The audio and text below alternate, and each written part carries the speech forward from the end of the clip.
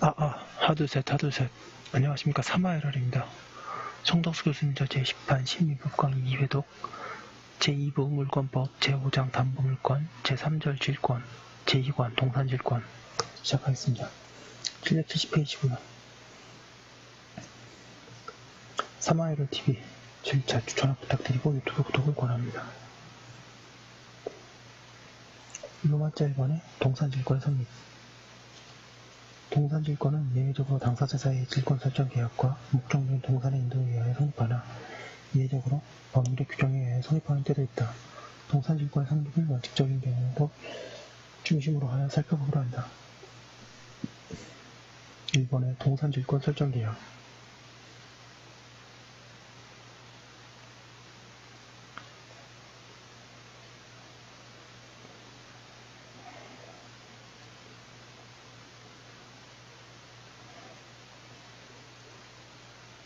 이번에 동산질권 설정 계약 양가를 당사자. 질권 설정 계약의 당사자는 질권자와 질권 설정자이다. 질권자는 피담보 채권의 채권자의 하나나 질권 설정자는 채무자 외의 제3자라고 부항하다. 그런 제3자를 물상보증인이라고 한다.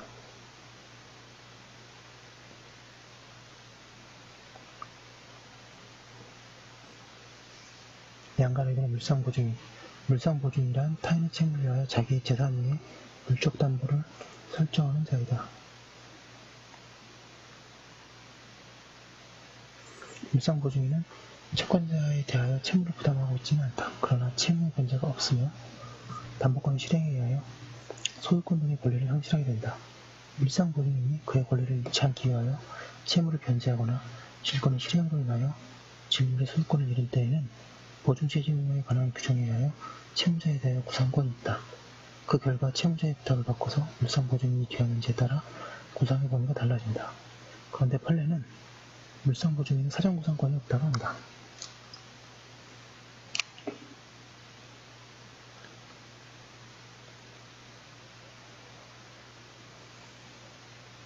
한편 물상보증인은 채무의 변제에 관하여 법률상 이해관계가 있는 제3자로서 채무자의 의사에 관하여도 채무를 변제할 수 있으며 그때에는 당연히 채권자를 대여한다. 그리고 구상권과 대유에 관한 권리는 별개의 것이어서 물상보증인은 두 권리를 선택적으로 행사할 수 있다.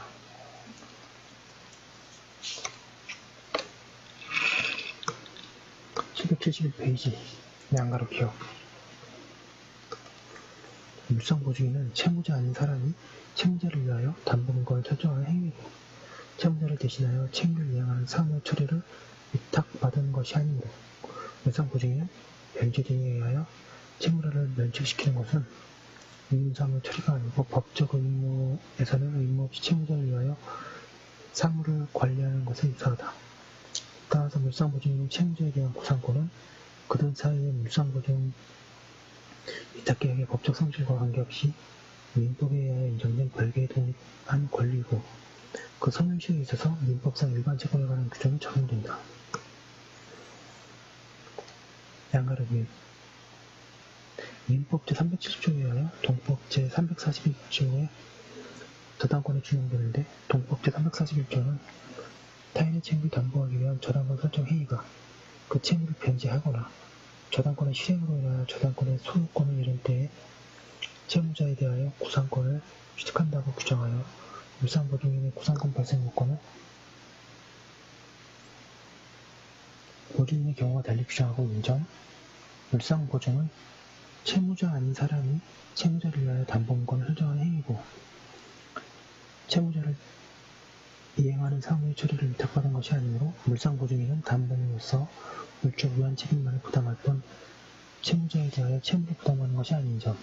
물상보증인이 채무자에게 부상할 구상권의 범위는 특별한 사정이 없는 한 채무를 변제하거나 담보권의 실행으로 담보물의 소유권을 상실하게 된 시점에 확정된다는 점 등을 종합하면 원칙적으로 수탁보증인의 사전구상권에 관한 민법 442조는 물상보증인에게 적용되지 아니하고 물상보증인은 사전구상권을 행사할 수 없다고 해석하는 것이 상당하다.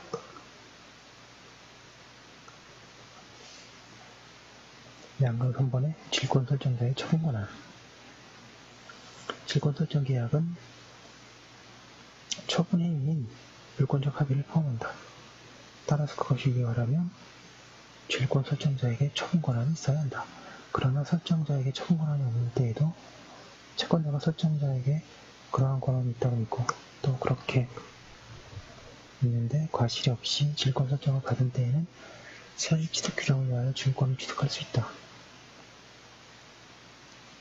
양가로 4번은 질권 설정 계약의 성질. 질권 설정 계약이 물권 계약인가 아니면 채권 계약과 물권 계약을 한데 합하여진 행하여진 것인가 문제되나 이는 물권행위의 독자성의 인정 여부에 따라 결론이 달라진다. 독자성 부정하는 사견에서는 후자를 이해한다. 이번에 목적 동사의 인도. 양가로 1번은 동사 인도와 제330조.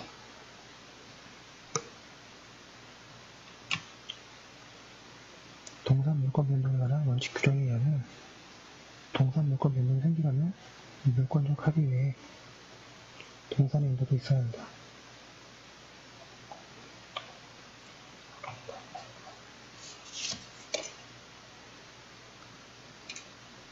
따라서 동산질권의 설정에도 목적 부동산의 인도가 유효하게 된다. 그런데 이 입법은 188조 1항과 별도로 제330조에서 질권의 설정은 질권자에게 목적물을 인도함으로써 불이익이 생긴다고 규정하고 있다. 이 규정과 관련하여 질권 설정 계약이 772페이지 문문 계약인지 그리고 이 규정에 의미가 있는 것인지 등이 된다. 학설은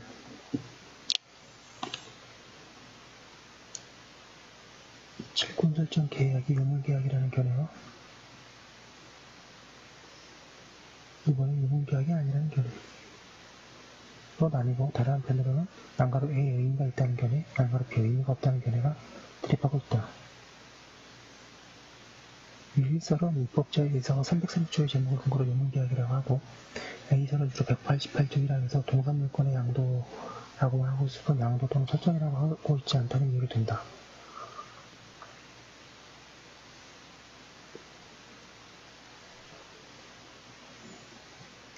사견으로 이 일설에 의하면 목적 동산의 인도가 없으면 물권계약 자체가 성립하지 않게 되는데 그것은 인정할 수 없다. 따라서 질권 설정 계약은 유물계약이 아니고 낙선계약이다. 그리고 질권 설정에 있어서 인도는 동산 물권 변동의 공시 방법으로서 성립물권 유예를 취하는 우리 민법상 물권행위 외의 법률에 의하여 요구되는 물권 변동의 또 하나의 요건이다. 한편 330조는 충분한 이해 없이 불필요하게 만들어 두어진 규정이라고 할 것이다. 이번에 점유 개정의 금지, 질권 설정 계약에 필요한 인도에 관하여는 점유 개정을 금지하는 제한 규정을 두고 있다.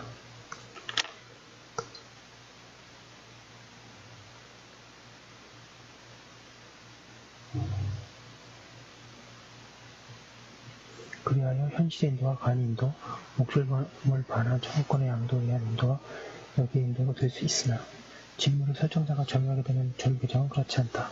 이는 질권에 있어서는 목적물의 점유를 설정자로부터 빼앗아서 그의 사용 소유를 금지하는 유치적 효력을 확보하기 위한 것이다.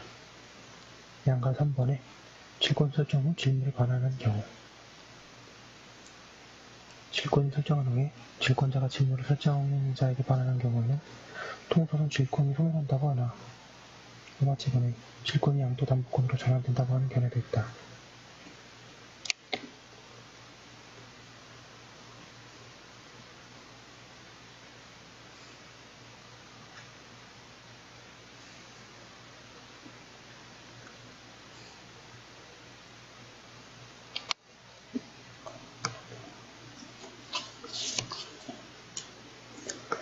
질권 성립에 질물의 인도를 요구하는 것이 질권의 유치적 효력을 확보하게 하는 것이라고 보아야 하는 이상 질물을 반환하는 경우에는 질권의 특질이 없는 것이 되어서 질권이 소멸한다고 보아야 한다.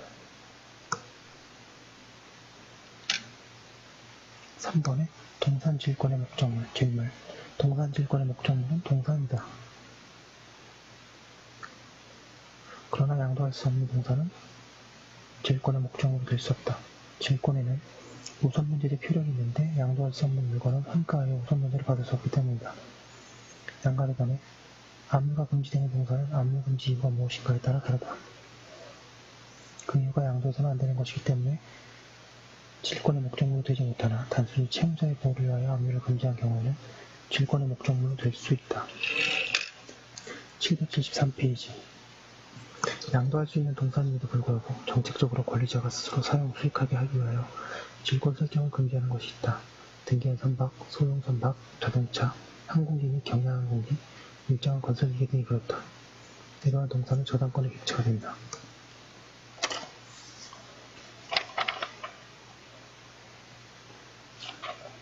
사번에 동산 질권을 설정할 수 있는 채권. 양가를 등 위반로 질권을 설정하여 담보할 수 있는 채권에 관하여는 제한이 없다. 즉, 발생 원인이 계약인가, 불법행위인가, 채권의 목적, 즉 급부가 어떤 내용인가, 금전으로 가액을 산정할 수 있는가 등을 묻지 않는다. 양가로 2번에 장래의 특정 채권. 조건부 채권이나 기한부 채권과 같이 장래의 특정한 채권을 위해서는 질권을 설정할 수 있다. 본래 담보물권의 부정성이 있으나 그 정도는 담보물권의 종류에 따라 차이가 있으며 약정 담보물권의 경우에는 그것이 실행될 때 채권이 존재하면 충분하다고 볼 것이기 때문이다. 양가 3번의 근질. 일정한 계속적인 거래관계로부터 장차 생기게 될 다수의 불특정 채권을 담보하기 위하여 설정되는 질권을 근질이라고 한다. 이것은 근담보일정이다. 이 법은 저당권에 관하여는 근저당을 인정하는 명문규정을 두고 있으나 질권에 관하여는 규정을 두고 있지 않다. 그렇지만 학설은 모두 인정한다. 근질의 경우에는 근저당에서와 함께 담보할 채권의 최고액을 정하는 것이 요건이 아니다. 최고액을 공시할 수 없기 때문이다. 판례해 보겠습니다. 근질권의 목적이 된 금전채권에 대하여 근질권자가 아닌 제3자의 압류로 강제 집행 절차가 개시된 경우에 제3채무자가 그 절차의 전부 명령이나 추심명령에 따라 전부금 또는 추심금을 제3자에게 지급하거나 채권자의 경합 등의 사유로 이 금전채권의 채권액을 법원에 공탁하게 되면 그 변제의 효과로서 이 금전채권을 소멸하고 그 결과 바로 또는 그 후에 절차 진행에 따라 전국적으로 근질권자를 소멸하게 되므로 근질권자는 이 강제집행 절차에 참가하거나 아니면 근질권을 실행하는 방법으로 그 권리를 행사하는 것이고 된다. 이러한 까닭에 이 강제집행 절차가 개시된 때로부터 이와 같이 근질권이 소멸하게 되기까지의 어느 시점까지는 근질권자의 피난부 채권도 확정된다고 하지 않을 수 없다. 그런데 금전채권에 관하여 설정된 근질권은 근저당권처럼 등기에 의하여 공시되는 것이 아니기 때문에 통상 그러한 채권을 압류한 제3자는 그 압류단 시 존재하는 근질권의 피난부 채권으로 인하여 774페이지 예측하지 못한 손해를 입을 수밖에 없고 나아가 근질권자가 제3자의 압류 사실을 알지 못한 채 채무자와 거래를 계속하여 채권을 추가로 발생시키더라도 근질권자의 선의를 보호하기 위하여 그러한 채권도 근질권의 피담보 채권에 포함시킬 필요가 있으므로 그 결과 제3자가 입게 되는 손해 또는 불가피한 것이나 근질권자가 제3자의 압류 사실을 알고서도 채무자와 거래를 계속하여 추가로 발생시킨 채권까지 근질권의 피담보 채권에 포함된다고 하면 그로 인하여 근질권자가 얻을 수 있는 실익은 별다른 것이 없는 반면 제3자가 입게 되는 손해는 위 추가된 채권액만큼 확대되고 이는 사실상 채무자의 이익으로 귀속될 개연성이 높아 부당할 뿐만 아니라 경우에 따라서는 근질권자와 채무자가 그러한 점을 남용하여 제3자 등 다른 채권자의 채권을 서로 의도적으로 침해할 수 있는 여지도 제공하게 된다. 따라서 이러한 여러 사정을 적정, 공평이란 관념에 비춰보면 근질권이 설정된 금전채권에 대하여 제3자의 압류도 강제집행 절차가 개시된 경우 근질권자의 피담보 채권은 근질권자가 이와 같이 강제집행이 개시된 사실을 알게 된 때에 확정된다고 보기 타당하다.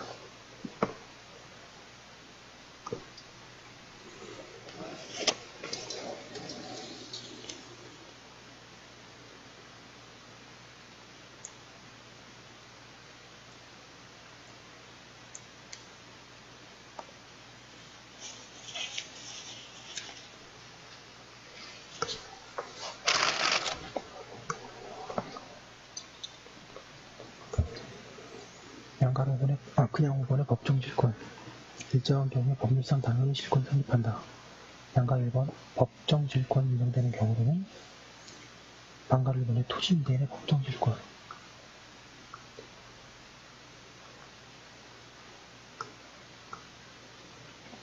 이는 토지 임대인의 임대차에 관한 채권에 의하여 임차지의 부속 또는 그 사용의 편익에 적용한 임차인의 소유 동산 및 그 토지의 과실을 압류한 때에 성립한다.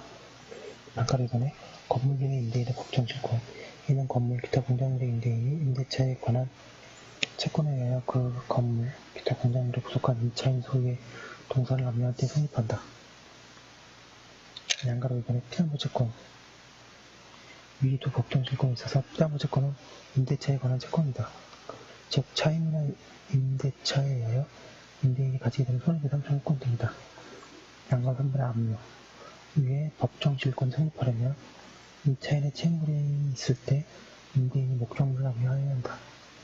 양가로 4번에 법정질권에서 함유주체가 인정되고 임차인의 타인 소유의 동산을 토지나 건물 등에 부속시킨 경우에 임대인이 이를 압류할 때에는 법정질권이 성립하는 시가 문제되나 학설은 이를 부정하는 데 일치하고 있다. 민법이 임차인 소유의 동산이라고 하고 있고 또 법정질권은 예외적인 것으로 좋게 해석되어야 하기 때문이라고 한다. 775페이지 양가 5번의 준용, 법정질권에는 동산질권에 관한 규정이 적용된다고 해석하여야 한다고 하고 있습니다. 일단 여기까지 한번 보여두고 잠깐 쉬었다가 또 이어서 하도록 하겠습니다.